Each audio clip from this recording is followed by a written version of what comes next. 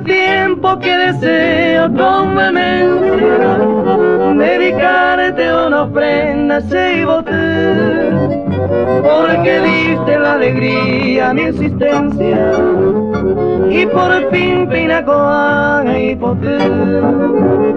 En mi alma cual un lecho que atesora la ternura de tu dulce pucahué, y le baña tu mirada seductora, con la dicha te bañas entero.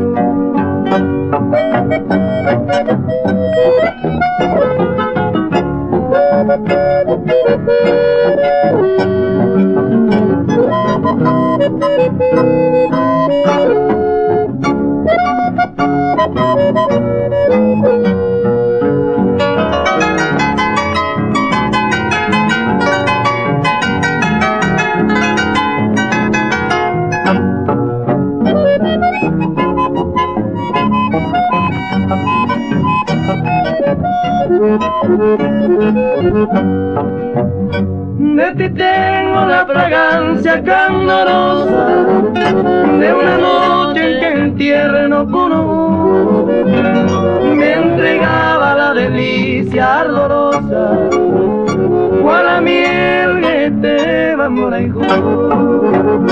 Desde entonces, mujercita cariñosa, por la noche solo pienso en la que ve, y le hablo a la luna y a la rosa que te lleve y por agua furate.